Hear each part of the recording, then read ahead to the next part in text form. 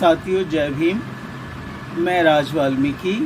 साथियों, आज हम बात करते हैं बाबा साहेब डॉक्टर भीमराव अंबेडकर को जानना और मानना क्यों ज़रूरी है।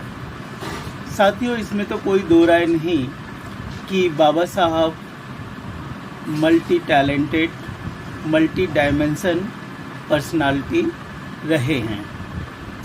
समाजशास्त्री, समाज सुधारक, अर्थशास्त्री, कानूनविद, पत्रकार, लेखक और भी बहुत कुछ। लेकिन आज हम फोकस करेंगे उन विचारों पर जो उन्होंने सफाई कर्मचारी समुदाय और दलित वर्ग के लिए तथा महिलाओं के लिए कहे हैं।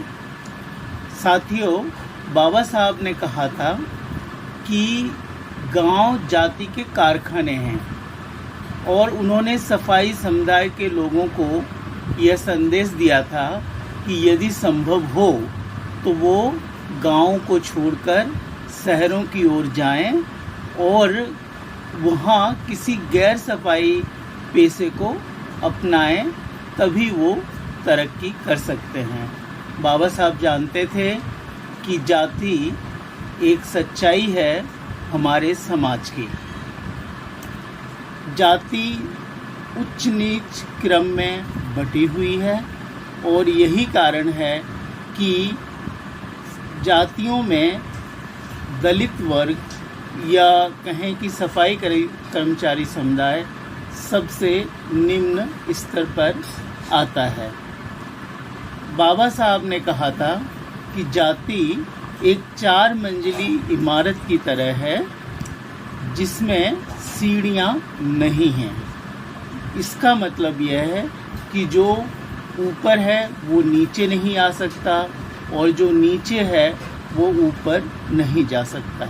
साथियों, हम सब जानते हैं कि हमारे समाज में ब्राह्मण, क्षत्रिय यानी ठाकुर, राजपूत, वैश्य यानी बनिए, व्यापारी और शूद्र तथा अतिशूद्र में हमारा समाज बटा हुआ है और हम सफाई कर्मचारी समुदाय के लोग सबसे निचले पायदान पर हैं।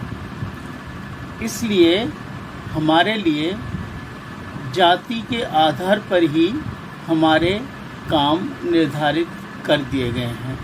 कह सकते हैं कि जाति के आधार पर या कहें कि जन्म से ही हमारी जाति निर्धारित हो जाती है और जाति के आधार पर हमारे काम निर्धारित हो जाते हैं, जिसमें हम जिस सफाई कर्मचारी समुदाय से हैं इसमें सफाई के काम हम पर थोप दिए जाते हैं। इस जन्म और सफाई के काम को तोड़ने के लिए, इस जंजीर को तोड़ने के लिए सफाई कर्मचारी आंदोलन भी निरंतर प्रयासरत है।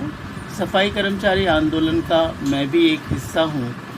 तो इस जाति व्यवस्था में सबसे ज़्यादा उपेक्षित, पीड़ित हम सफाई कर्मचारी समुदाय के लोग हैं और हम प्रगति के किसी भी मार्ग पर बढ़ें, जाति हमारा पीछा नहीं छोड़ती। बाबा साहब ने भी कहा था कि हम किसी भी मार्ग पर आगे बढ़ें, जाति का राक्षस हमारे सामने खड़ा हो जाता है। साथियों, दूसरी बात बाबा साहब ने शिक्षा के बारे में कही। बाबा साहब शिक्षा का महत्व भली भांति जानते थे। उन्होंने शिक्षा को सबसे अधिक महत्वपूर्ण बताया और कहा कि हम चाहे कितने भी निर्धन हों, लेकिन हमें अपनी पीढ़ी को पढ़ाने के लिए हमेशा प्रयासरत रहना चाहिए, उन्हें उच्च शिक्षित करना चाहिए। उन्होंने कहा था कि शिक्षा शेरनी का दूध है, जो भी इसे पिएगा दहाड़ेगा। साथियों, उन्होंने हमें 3 मूल मंत्र दिए। ये हैं: शिक्षित बनो, संगठित हो, संघर्ष करो। हमें लगता है साथियों कि अगर हम इन तीनों मूल मंत्र को अपने जीवन में अपना लें तो निश्चित रूप से हमारे लिए प्रगति के द्वार खुल जाएंगे। आज के वीडियो में बस इतना ही। फिर मिलते हैं किसी अगले वीडियो में। तब तक राज वाल्मीकि को यानी मुझे दीजिए इजाज़त। जय भीम।